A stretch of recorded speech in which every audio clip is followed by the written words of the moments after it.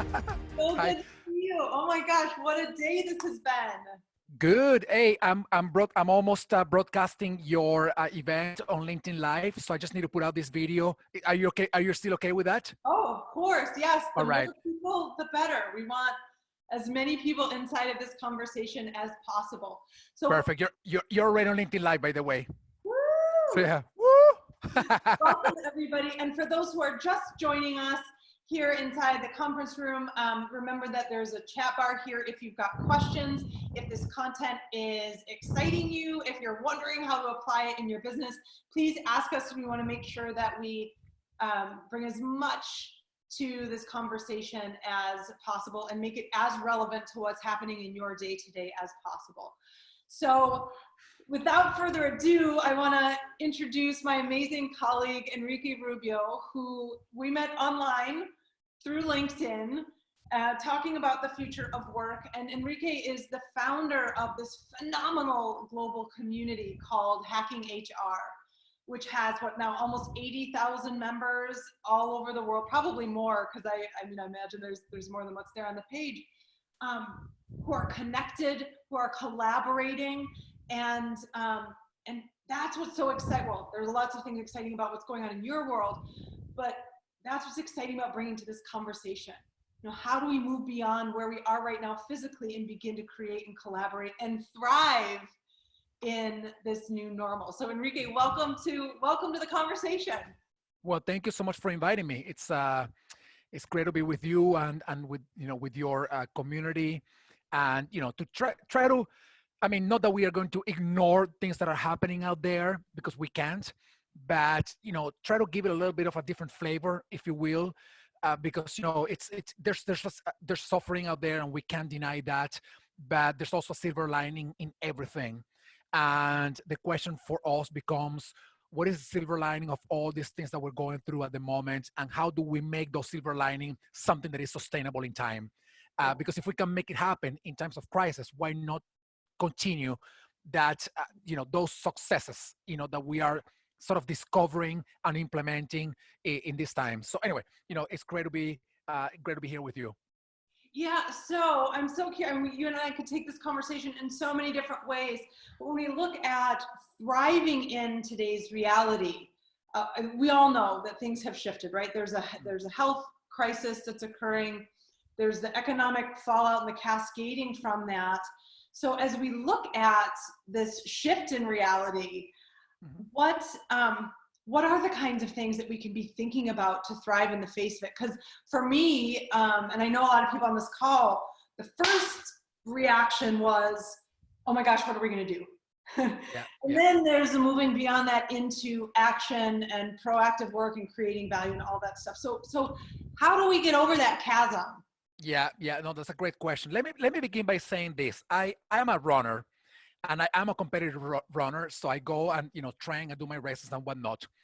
The very first time that I did an ultra race, which was a 50 miler in 2013, I did the race. I completed the race, but I was really hurt at the end. It took me a couple of months to recover. So this is what happens. I didn't know what I was expecting to, during the race, because I had never done anything like that before.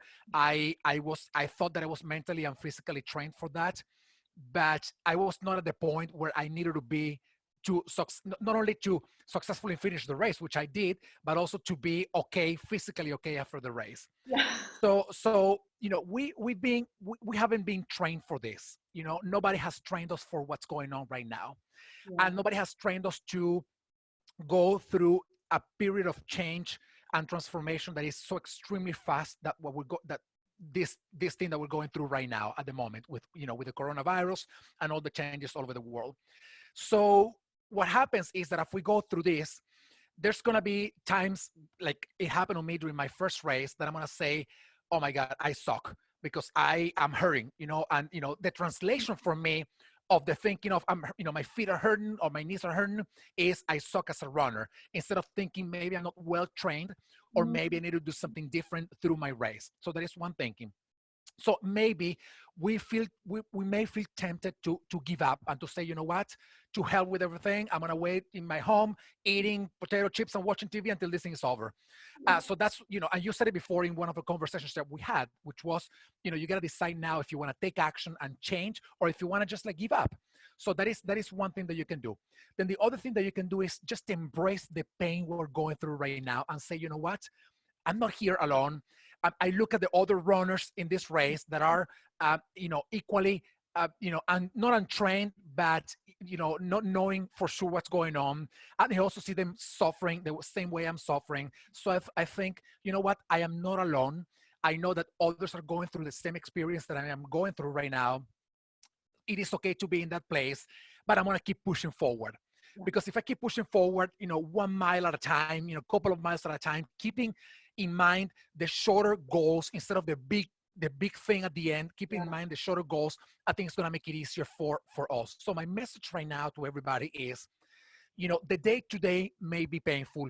Just keep some mileposts that can become some reference for you. And then you say, you know what?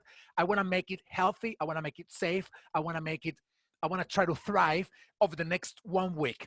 So next Friday, you think, you know what? I made it through the week. I mean, besides all the things that are going on right now, I made it through the week. These are the things I learned. So let me improve on that for next week. So that's the first thing that I would suggest to people. Know that we're all in the same boat together. We have not been trained for anything like this before. Nobody can tell you, oh, we were mentally ready for this, because even when there are scientists who have warned us about this before, they have not really lived through anything like this themselves. So it's different writing about it and theorizing about it than to be in the actual mess. In the experience. Yeah. So one of the things that I love this. One of the things that you and I talk about a lot, and particularly the last couple of days, we talked about even more. So we spend a lot of our time thinking about the future of work and how that translates into actions and results today. And there's this balance, there's this tenuous balance between what's future and what's now, and how to focus our energy, our time, our resources. And so as we're in this world where the future is, we've spoken about, is now 15 minutes from now, an hour from now. It's not next week or even 5 years from now. It is now. Mm-hmm. How do we, I love what you're saying about these shorter milestones. How do we shift into this, and how can we use this as an opportunity to flex that balance between future and now? Yeah, well, I think we're forced to do it. I don't think we have an alternative anymore. I mean, in the past, you could have told, we were telling companies, I guess you and I, we were telling companies, well, if you want to be a successful and sustainable company over the next, 2, 3, 5 years, 10 years, you got to do these things. But you have a long timeline. And for them, visualizing that long timeline is very complicated, because for them, it is like, well, this was pre-coronavirus, right? Visualizing that long timeline was a difficult thing for them to do. Now, I think everybody's forced to look somehow in short term, right? I'm not saying that we have to disregard or ignore the fact that eventually we're going to get out of this mess and we're going to go back to thinking, okay, what's going to happen in the next 5, 10 years. But for now, I'm going to say that, your attention will be probably, split it up between 70-80% of thinking about today's reality and what you're going to be doing tomorrow. And then the rest, 15-20%, you're going to be thinking, okay, when we get out of this, what are we going to do? Right? And how, and that was my, my question or my comment at the beginning. It is like the things that I'm learning and that I am implementing right now in this new reality during times of crisis, if they work, how can I make them sustainable? How can I incorporate them as a practice? Let me, one example of that is the remote work that we're seeing spread out everywhere in the world right now at a very, very fast pace. If you think about it, many companies before didn't want to let their people telework because they didn't trust them. And now they don't have a choice. They don't have a choice. They got to do that. So how do you embrace this, learning in times of crisis and say, you know what, when we are out of this in 3 months from now, or in 6 months from now, or in a year from now, whenever it is, whenever we are out of this, how can I embrace those lessons that I have learned through this period of crisis and make them sustainable? But to me, the idea of thinking long-term versus long-term has completely shifted. And I don't think there's a recipe to tell people, okay, flip the switch and now start thinking about short-term. It's just that you're forced to do it. So you got, you have come to a crossroads, which is, you either think about long-term, which is the one thing that you, Elatia, and I have been both recommending people to do for a long time, or you think about that a little bit, but you also focus on what you're going to be doing day in, day out over the next few weeks as we go through this crisis. Yeah. So I love that. And so one of the things that I like the most about that is that it is calling us as leaders and as people who are running our own businesses and organizations to be clear that there is a decision in the kind of person and the kind of leadership that we need to be in order to thrive in the face of this. So while preference might be, and I'll use our example here, preference might be to be out here in Futureland. For some people who are here on the call, preference might be to be in events, executing them on site. Could be to be doing home cooking lessons in school. But since that's not the option right now, it's stepping into who we need to be in order to ensure that we continue to add value, to thrive, and to grow in the face of all of this. Yeah, I think the lessons of this time will be fundamental for us to get ready for whatever is coming next. And the reason, first of all, we are going to go through another pandemic. Who knows when, but we're going to go through this again. Yep. I don't know if it's going to be in 2 years from now. Maybe it is 1 month from now. Hopefully not. Maybe it never happens again. But I am pretty sure, like most epidemiologists have said, we're going to go through this again. So, but it's not just that. It's like how the reality of work and life is changing. Because of what is happening and because of how we can leverage on technology. This is not the Spanish flu of 1918. We are in a very different place right now where people don't need to come to the office because, unless you are an essential worker, most of the times you can do, the creative workforce can do work from their homes. They don't have to come to work. But that requires definitely a different mindset, a different leadership style. And whenever I talk about what's going on right now, the first thing that I tell people is we need a different mindset in order not only to understand what's happening, to embrace the new lessons learned, but also to make sure that we continue operating as organizations or thriving as individuals. Leadership is perhaps one of the main things that I am hoping that it is transformed by what is going on right now. If you think about traditional leadership, in the hierarchical structures where information flows vertically, and then, from leader to leader instead of flowing all across the organization, where these leaders do not trust their people, where they don't know how to set proper goals, where they don't know how to provide proper feedback or measure performance. All of that is being thrown off, like totally off the tracks right now because of what is happening. So you and I talked about this week, we are seeing a major social experiment where there are behaviors that are changing basically every day. And I am hoping that the things that work, like you say, whenever we measure them, and if we know they work, we can make them sustainable in time. And one of those things is leadership. Leadership. Yeah. No, I love this. So, and when in the models that I use to, when I frame my thinking about the future of work, there are three main pillars that I look at, right? One is mindset, how we think about things, and more importantly than that, how we react to what's occurring around us. Secondly, there's an education piece, what we learn, how we learn, lifelong learning, different aspects like that. And then the third piece is collaboration. And these things exist in answer to the question, how might we thrive in the face of absolute uncertainty or major disruption? And when we look at collaboration, so I know you've been working at it for a couple of years, but you have created a global community of people who are inside of more traditional organizations, who are in startup spaces, who are individual contractor kinds of folks. But you have brought this group of people together to continuously meet, either online or in person right now, online at a safe social distance. But what are some of the things, because collaboration is the name of the game. We've heard that throughout all of the conversations that we've had today, being in conversation with other people, seeing how and where we can add value.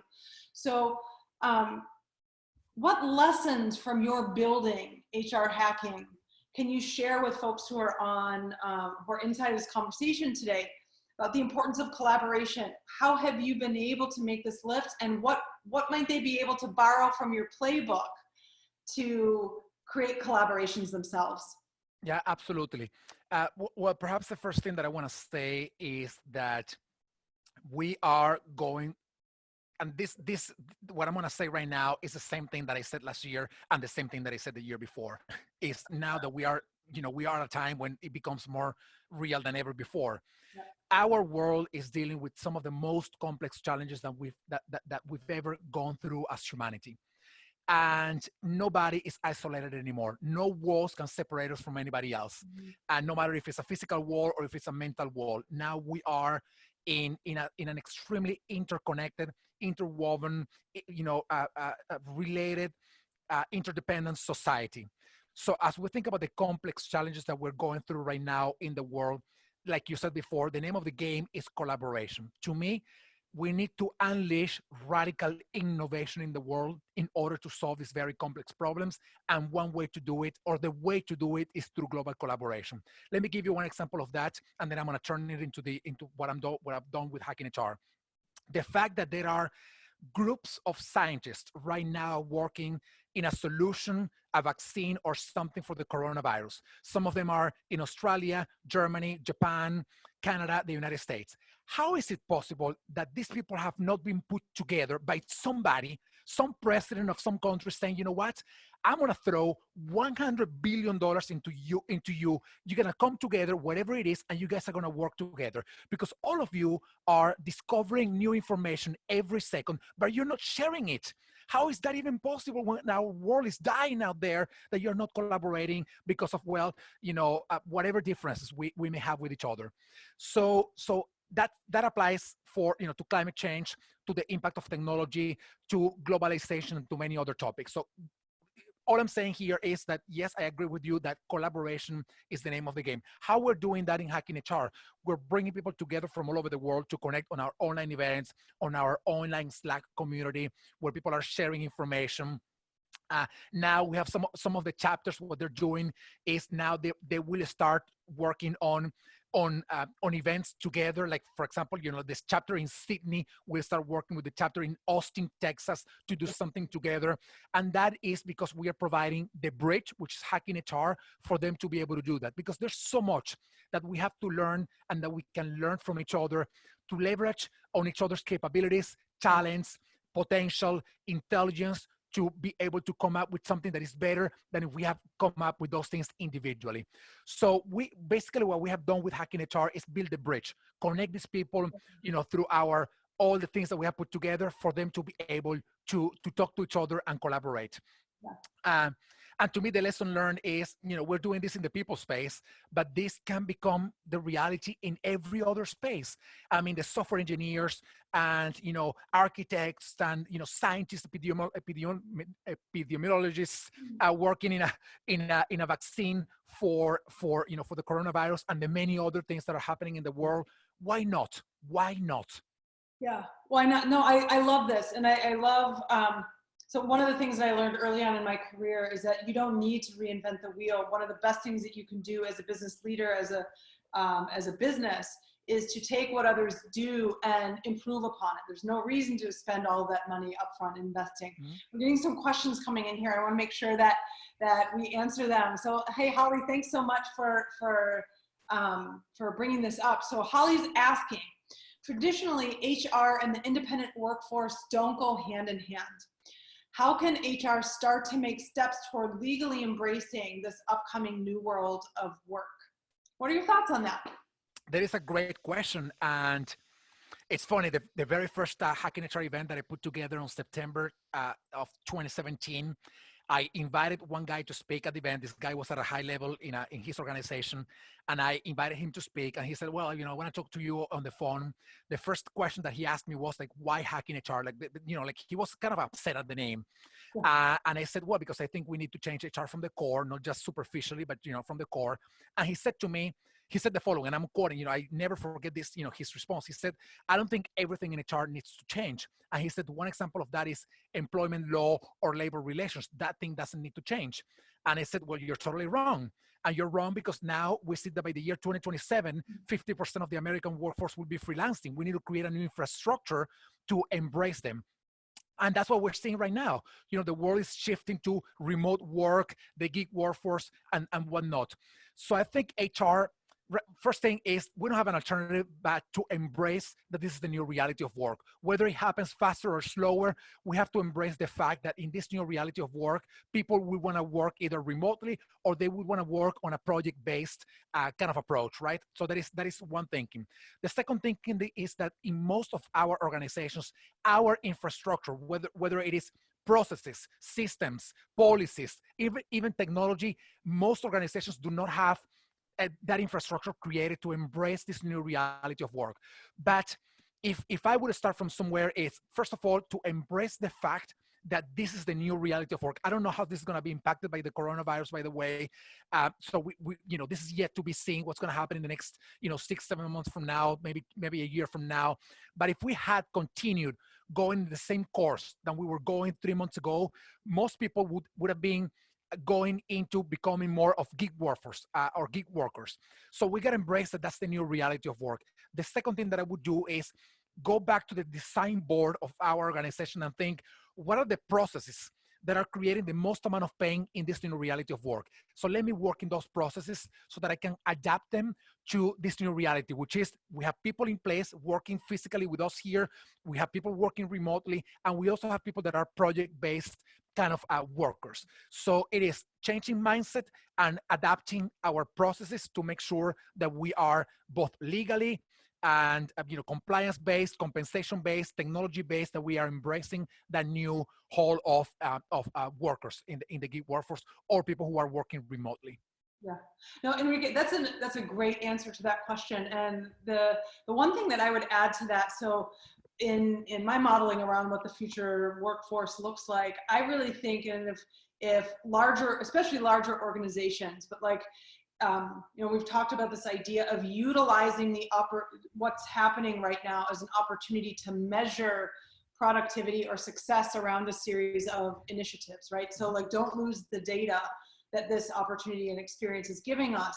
But I would argue that, especially in this sort of war for talent, or as a very senior executive at one of the big consulting firms called it war for iconic talent.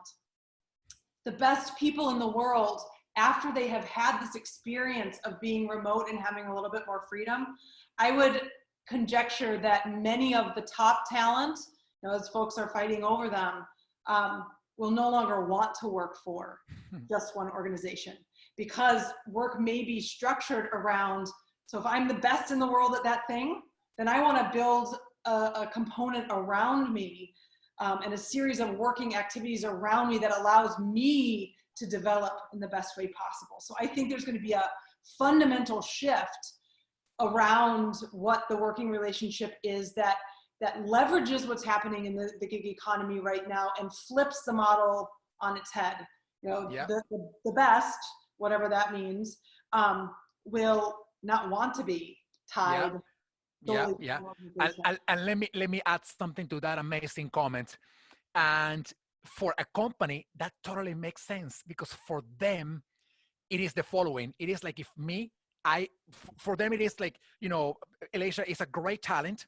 She's working part-time with us, but she's learning from all the experience from all these other projects, and she's bringing all those lessons learned back to us without us having to pay for that sort of like learning and development and whatnot. So it totally makes sense for an organization to say, I want to send you out, or I'm gonna bring you on a project-based approach, because I'm totally fine with that, because you're bringing your ideas, your content developed from all your experiences without me having to having had to invest in that sort of lessons or learning from your side. So I think it totally makes sense for an organization to embrace this new reality. The same way, I want to add something. Yeah, please do. That is sort of somewhat related. I myself, in a couple of occasions working for big companies before, I had trouble, and the reason why I had trouble is because I am a misfit. And let me explain what that means in my world. It means that I have all this creativity, that I want to find an outlet for it, and then I work in a place that uses just a little bit of that creativity, or no, it doesn't use any of that creativity at all. And then I go there and I become frustrated because I want to do something different from just my day-to-day operation. So this is what happens. If those companies had been a little smarter than they were, just a little bit more, they would have said, you know what? It's okay if Enrique is doing something on the side, as long as it's not competing with what we do, right? With what we do. But if he's doing it, it's okay, because he is collecting all this feedback, all these lessons, all these activities, all these new, ideas that he can bring back to us, and we're not paying for any of those things. He continues to deliver his activities and his projects in our company. But if he wants to take 10-50% of his time to learn these other things and utilize them in these other spaces, that is totally fine. Unfortunately, I don't think most organizations are there yet. I am hoping that one day they wake up and they say, this is very valuable. It's really, really valuable. Yeah, no, I love that. And I know a lot of organizations are not there yet. Some of the companies that, that I advise and I work with are having this exact problem. But we invest so much money in these people. We don't want them to do that, or we want them to be solely tied to us. Or what if we do this investment in there? And I think this is yet one more opportunity for everybody to challenge whatever assumptions we have about what's correct structurally or what really works, and move into a new way of doing things. Yeah. As we're coming to the bottom of the hour here, and we could talk for 80 million hours about all things related. By the way, we are hearing all kinds in the chat bar here. We've got cheers to the misfits, connections and relationships coming in. Cheers, and another cheers for freedom and choice for us, which I think, yes, of course, freedom is one of my big driving forces. As we're wrapping up here at the bottom of the hour, we are facing unprecedented times, and many families right now are going through health hardships. Many families are going through financial hardships, and it can be easy to be only with that. Yeah. But we began this conversation talking about silver linings and what's possible. So I'm curious, as we're going out into the world after this afternoon, what's possible? What should we keep our eyes focused on and ourselves moving toward? That is a fantastic question. And I think we're going to see a global return to the human. And the reason why I say that is a lot of people will be suffering through this crisis. And I'm not just talking about the ones who are sick, the ones who are family or friends with those who are, dying because of the coronavirus, but the economic implications of what's happening will take a long time to go back to any kind of normality. So this return to the human means that we have to be more empathetic, more tolerant, more loving and caring, more human at the end of the day with those who are going to be suffering the most. Yeah. So if anybody can do something for somebody else, now is the time. We live in a country where you ask, half of the people in this country think that it's okay to pay a little bit more in taxes to help others, and the other half thinks that it's wrong to do that because they have to, lift themselves with the bootstraps. I am hoping that we come to the place where we say, you know what, it is okay if I have a little bit of disposable income. It is okay if I put a little bit of extra money into paying for health insurance for somebody who can't pay for themselves. It is okay if I buy a little bit of extra food to provide to some other person. It is okay if my company is providing a service and I give some back to the community, at no cost, especially as we're going through this transition.